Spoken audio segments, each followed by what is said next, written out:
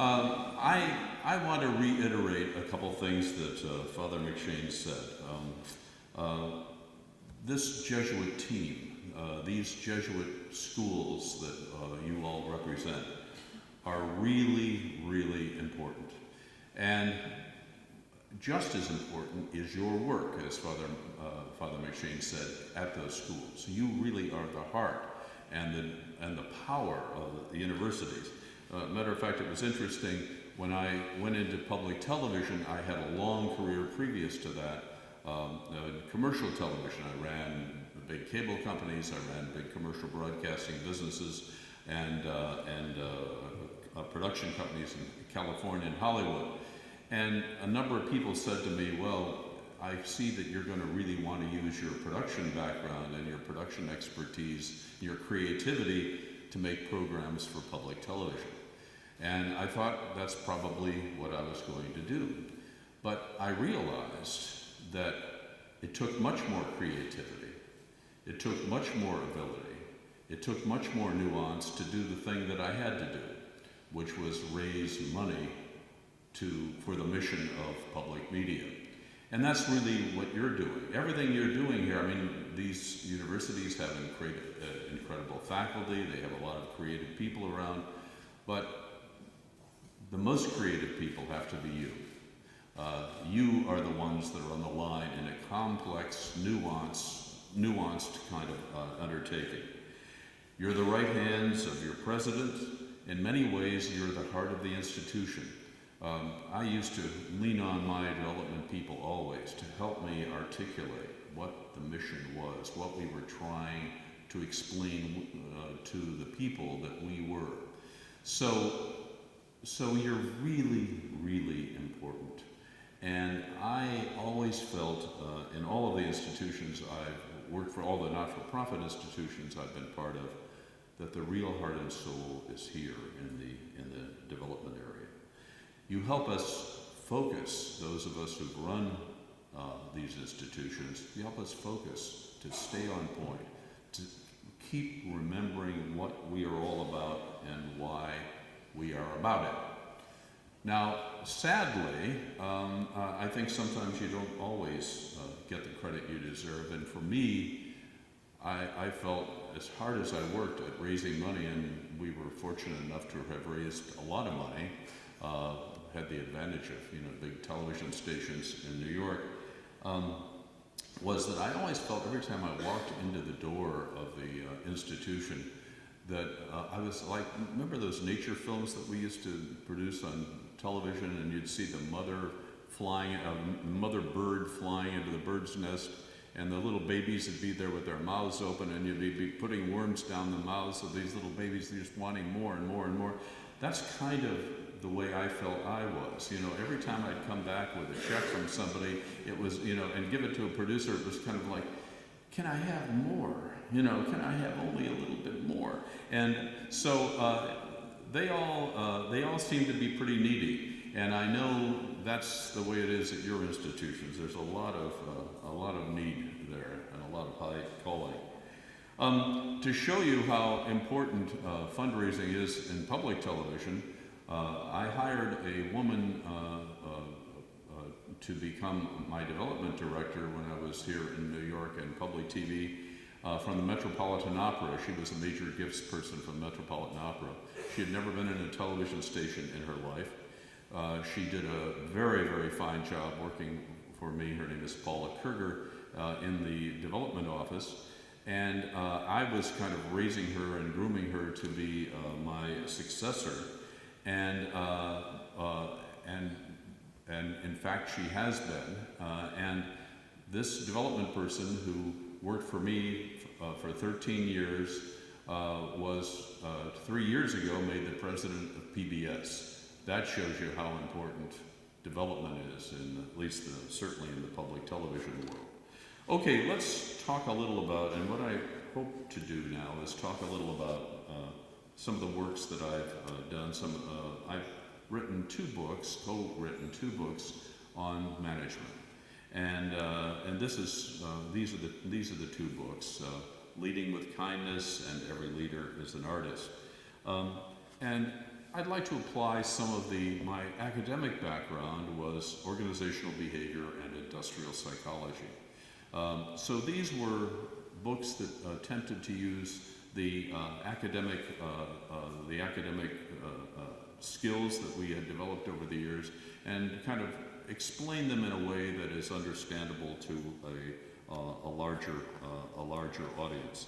So I'm going to use some of those thoughts that are included in the books and talk about leadership, particularly leadership in the roles you have in institutional advancement. Let me start with a quote from a Chinese philosopher, Lao Tzu, who said 3,500 years ago, "The least powerful leaders are those the people despise.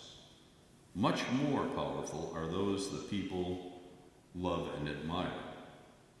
But the most powerful leaders are those that we hardly know at all." Many of you might fall into that category. Lao Tzu is saying that people who have the most influence are not the ones that we might think.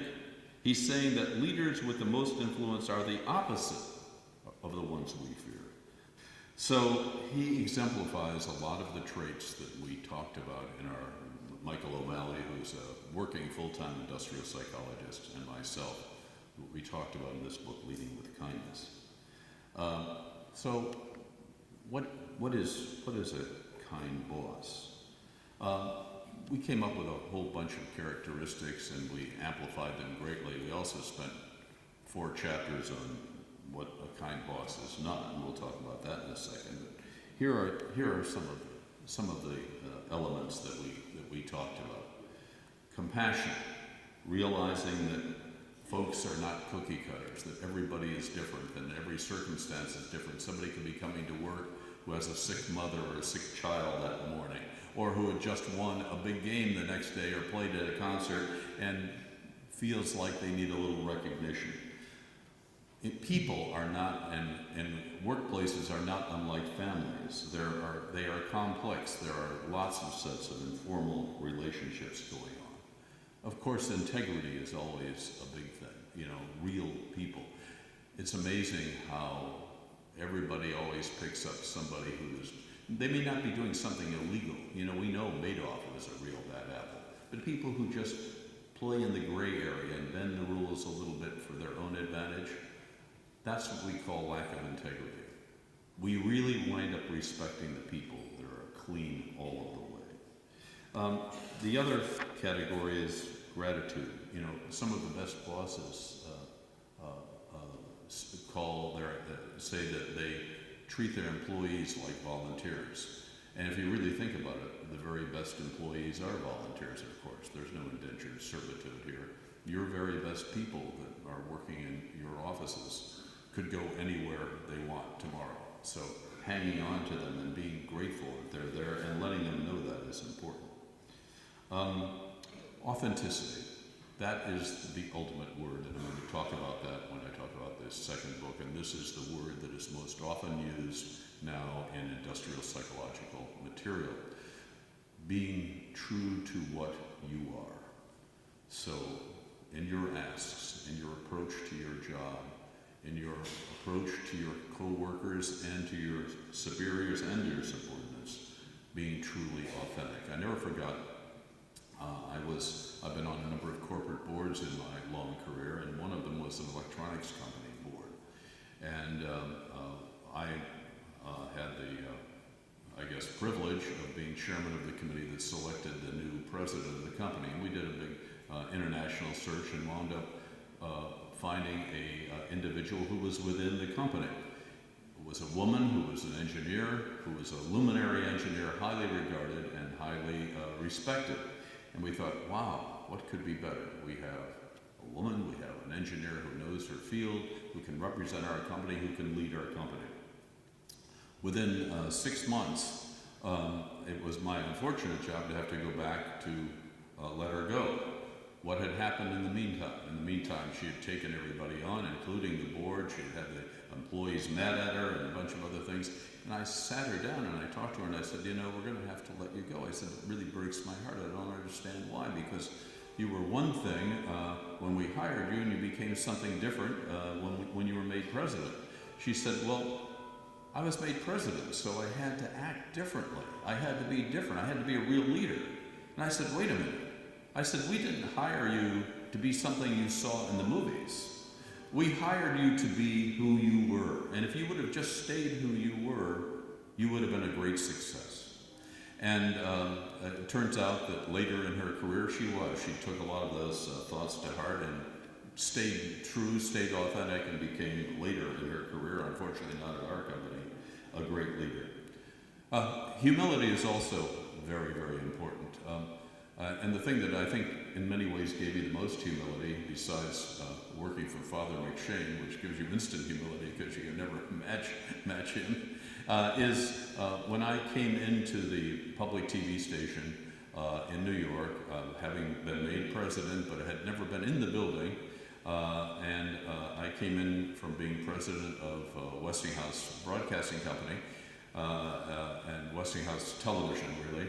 And I walked in and I got in the elevator, and there was a kind of crowded little elevator, and this woman, a short woman, stood next to me, and she looked up at me and she said, "You're a baker, aren't you?" And I said, "Yes, ma'am, I am." She said, "Well, I'm so-and-so. I'm a volunteer here.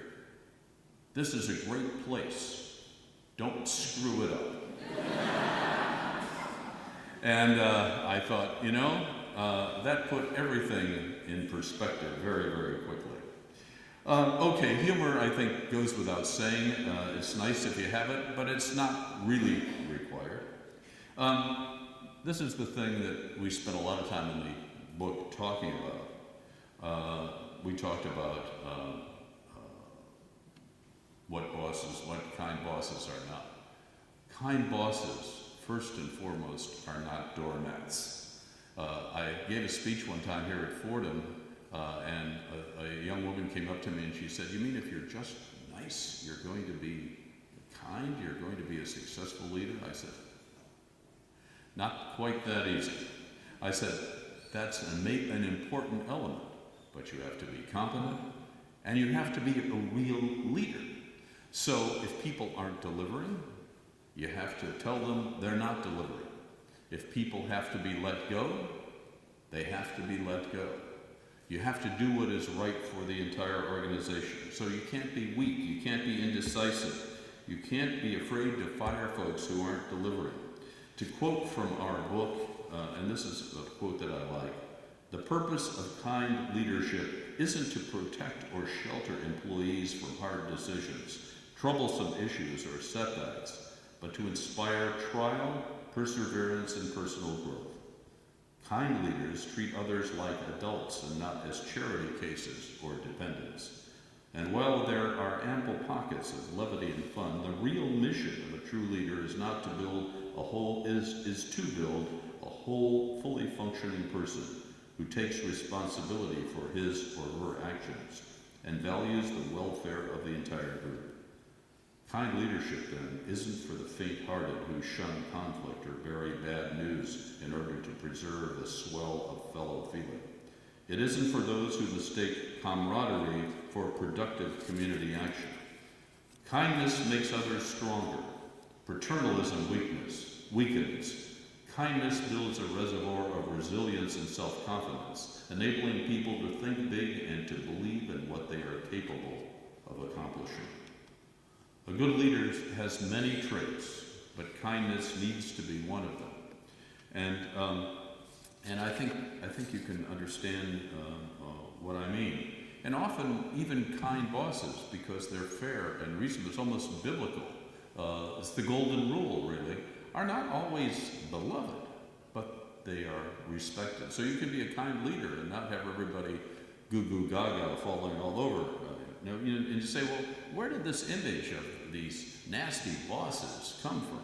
And I really blame the world that I came from, the media world, as really the generator of that, because it makes for good movies and good television shows like The Apprentice. You're fired, get out of here. The movies like The Devil Wears Prada and Wall Street, Glengarry, Glen Ross.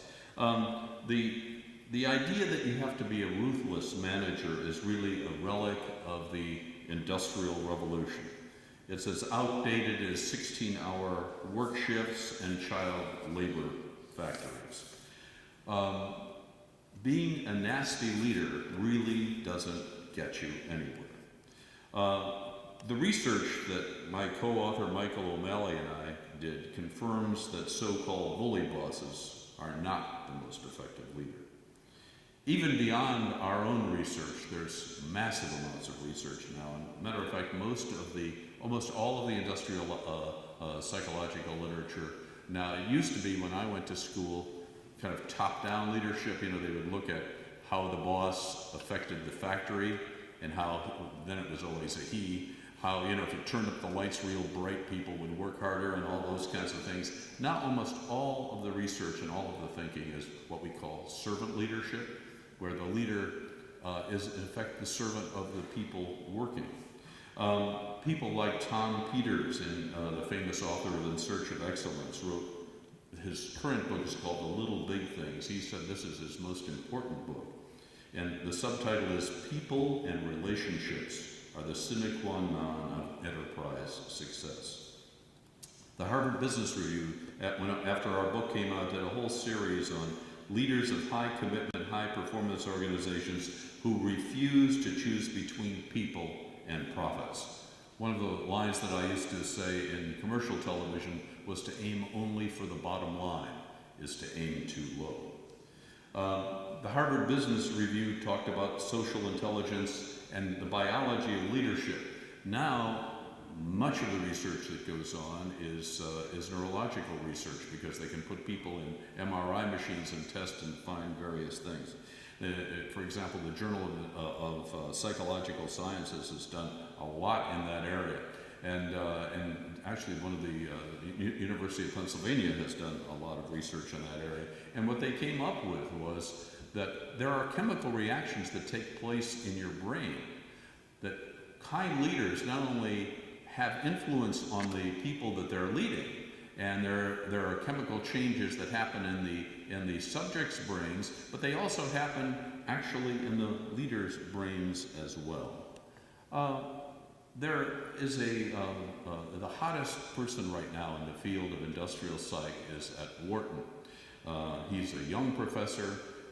He's the most popular professor at Wharton. His name is Dr. Adam Grant. And he has done a lot of research in this area. And he is a big believer in his work, very much parallels the work of Michael and mine. And he wrote a book called Givers and Takers. And his book classifies leaders in 3 areas. And he classifies them as givers, people who give often without thinking of what they'll get in return. They give their time, they give their advice, sometimes even give their competitive advantage in negotiations and other things. They just give. And you think, gee, are there people like that? Do you know people like that? There are people like that. There really are. The next category he talks about are takers.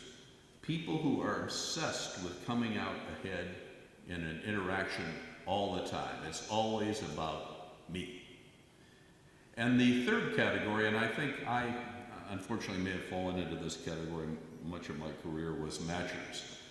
And this never works on my dad, because people, matchers are those people who give, but only when they expect something in return. Well, I don't know how many times you've given expecting something in return and it hasn't come. That's usually what happens. So the matchers, really, that's too self-interested. That really never works. Now, conventional wisdom would say that the givers who put themselves at kind of a disadvantage in relationships would end up at the bottom of the success ladder. Grant's research says that's in fact true. Surprise. But it's all a matter of the timeline. While takers and matchers can succeed in the short term, all of the people at the pinnacle of success in the long run are givers. Let me give you a couple scientific examples, and then let me give you another example. Scientific examples are they've studied engineers, and they've studied people in medical school. The medical school students who were the givers this happened to be a Norwegian medical school, the givers wound up in the first year kind of at the bottom of their class. They were always helping other students and doing all that stuff. By the 6th year, after the 2nd or 3rd year, they started coming up in the class. By the 6th year, the givers were the ones that finished at the top of their class. Why is that? Think about giving, selfless giving. And think about that in terms of what you do in Dilla. Think about what you do in terms of your life. What does everybody talk about these days? Networking, connections, and all. Who are the people that are going to be connected the most? It's going to be the people that we trust and we honor. You know, people like Mike the mailman, people like that. You know, people that are the givers. So in the end, all of that good that they did early on, selfless good, winds up coming back to them. It was proven in a study in California of engineers at a software company. You see these kinds of studies repeated over and over again. In the long term, the giver takes all. Let me give an example from Grant's book that I like. He talks about a person, a political guy by the name of, we'll use the name Samson. He was not from a privileged background. He was a lawyer. He struggled to become the next Clinton of Illinois. He failed his first attempt to win a seat in the state legislature. Started a small business with a friend. The business failed. His partner died, leaving him with a lot of debt. The bank seized his possessions. After many years of work, he paid that debt back. Finally won a seat in the state legislature. Had to borrow money to buy his first suit. Got a law degree, served his term as a representative, made a bid for the U.S. Senate. At the last second, Sampson gave all of his support, 44% of the vote, to a man named Lyman Trumbull, an opponent with only 5%, so that a third candidate whose ethics Sampson doubted would not win. He sacrificed his own advancement for the sake of keeping an unethical person out. As a lawyer, he lost clients because he could not bring himself to defend people he thought were guilty. He ran for Senate, he lost again. Finally, after a string of losses, he won a national office. Sampson's real name. So if you look at Abraham Lincoln, arguably the greatest president in U.S. history, if you look at him in the short term, he was a loser. If you look at him in the long term, he's Abraham Lincoln. Okay, let's talk about something more contemporary. I could have brought in a video about Father McShane, but I thought that would be too self-serving. So I'm going to talk about kindness in the workplace at another workplace that I work. I work there as a Fordham professor, but I teach at Juilliard. I teach students, Juilliard students, and our Fordham students. Most of them either business students or, for the most part, performing arts students. And I have this class called the Business of the Performing Arts at Juilliard. Well, the president of Juilliard is a close friend of mine and a close friend of Father McShane's, and as a matter of fact, a person who loves Jesuit schools, Joe Polisi. And just look at this little video that we shot when we did a video about this book.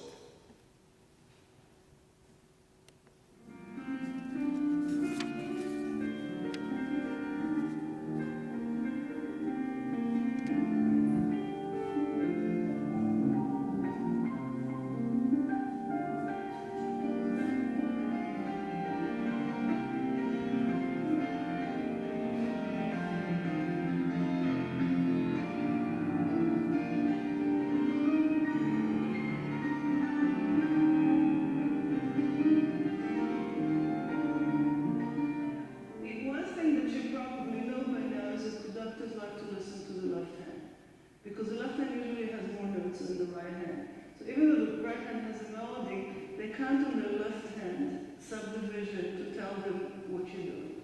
So if your left hand is clear, you have no problem. There are many reasons why I think that working at Juilliard is a dream job for anybody in my field, the field of music. First and foremost, it's the students. People who work here love being around talent. We find it invigorating, we find it inspiring, we find it sometimes electrifying when we listen to their performances, and we feel completely privileged that we have a chance to mold the lives of these talented and very unusual people.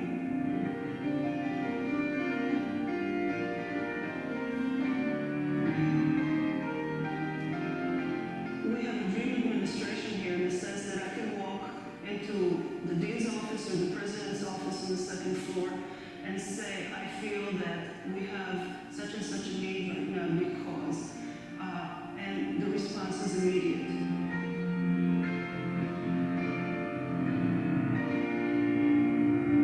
I've been at Juilliard for 24 years now, so I've had a long time to try to set what I believe to be the correct environment for correct growth. Because, you know, at Juilliard, we have an extraordinary group of young artists and an extraordinary group of great teachers who are also artists.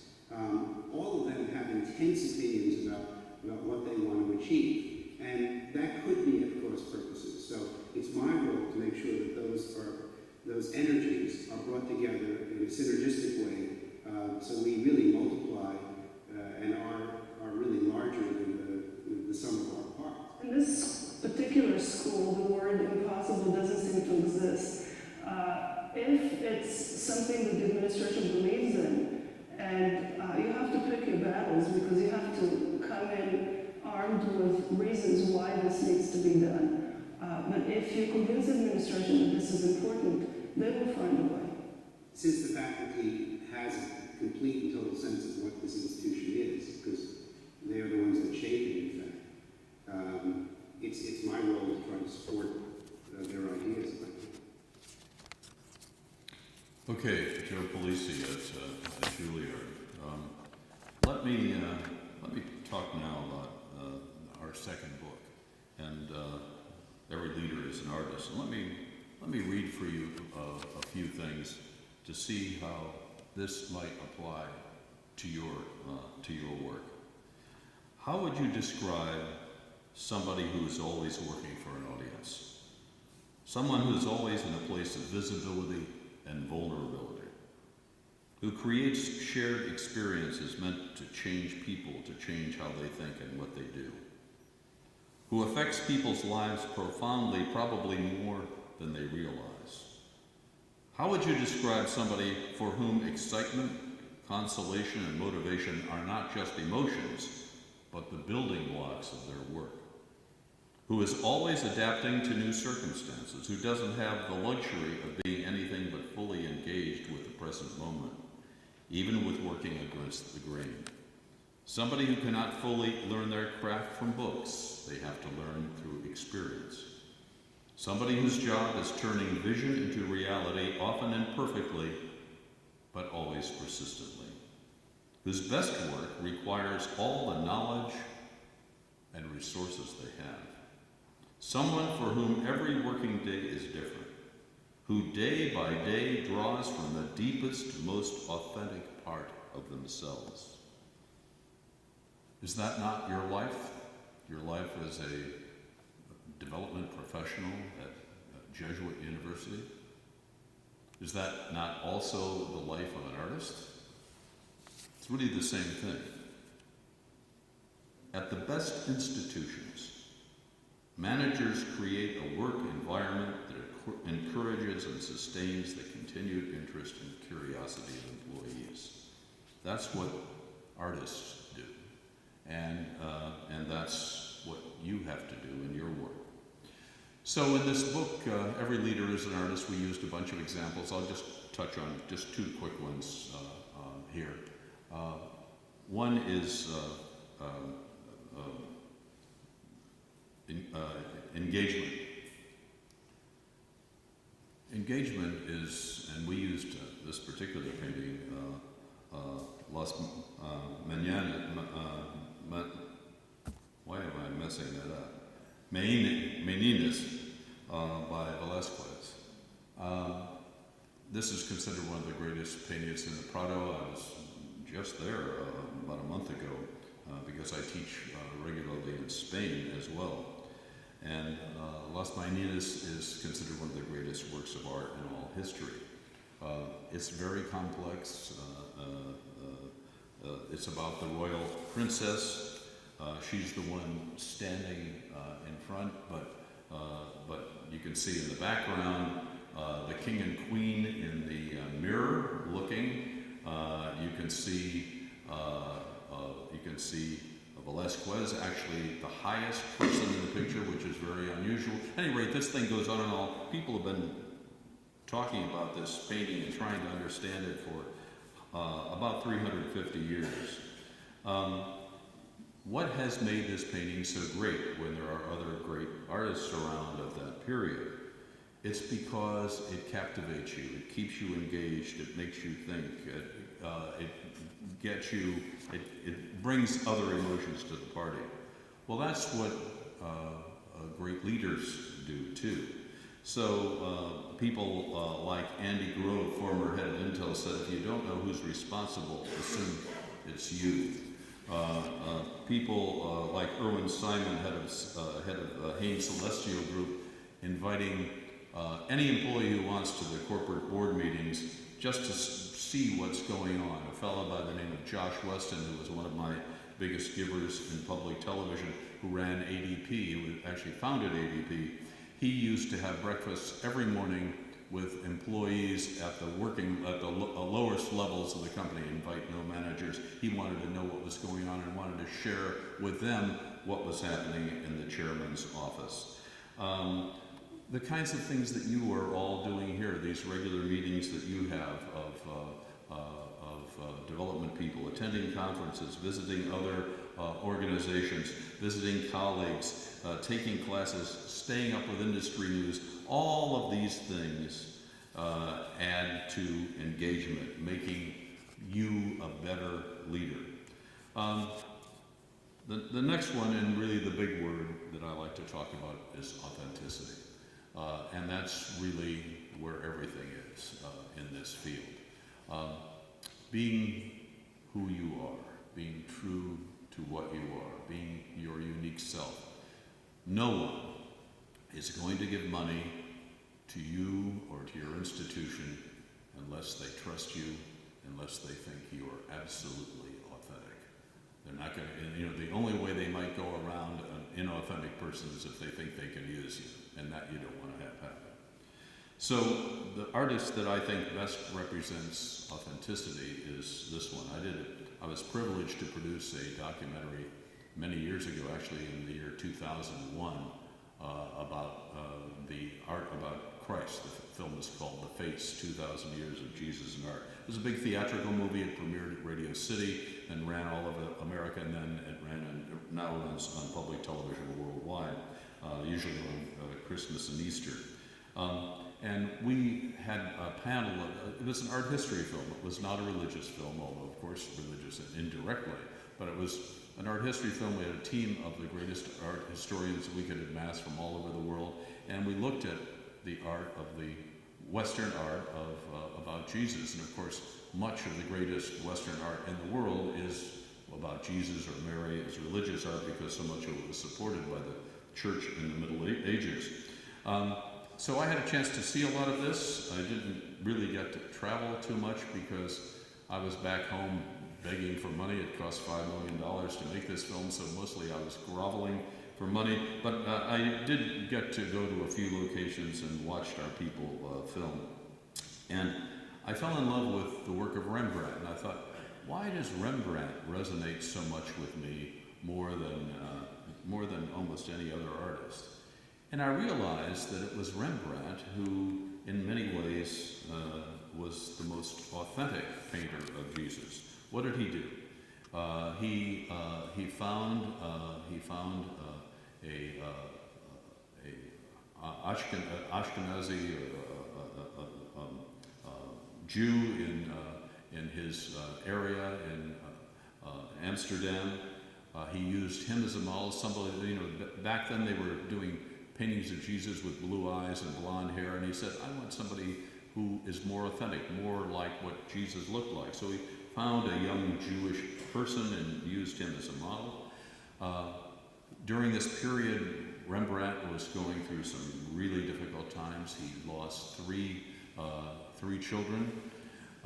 He lost his wife, and his art kept getting stronger and stronger, and he became kind of the Rembrandt that we know about today. So this authentic painter, this authentic individual, he died in 1669, but he had a profound effect on the history of art and on me now 350 years later. So that's what I talk about when I talk about long success, the long-term success of authentic people. And of course, ultimately, that's what we all hope to do in the kind of work we're doing here. It's not only the work that you do for the moment and the budget you have to achieve today, but it's the work of the Jesuit schools where you work that goes on for hopefully even hundreds of years in the future. Let me just talk about very quickly two great authentic contemporary leaders. What can be said? Who could be more? A man who was in prison for 27 years, many of those years in isolation, and he came out and forgave and changed a whole continent and the whole world. And to me, my current favorite is this guy. And aren't you in the right place at the right time? There really is, and my publisher, American Management Association, the publisher of the Leading with Kindness book, is coming out with a book called Leading with Humility. And guess who it's about? That guy. So, at any rate, those are just some of my thoughts. I hope that they are useful to you. I hope that this is a conference that makes a real difference in your life, and you come away with that kind of authentic and kind feeling, knowing that you can have a profound effect on the world that you live in, and particularly these high-minded institutions that we have to keep strong. So thank you for your time, and thank you for listening.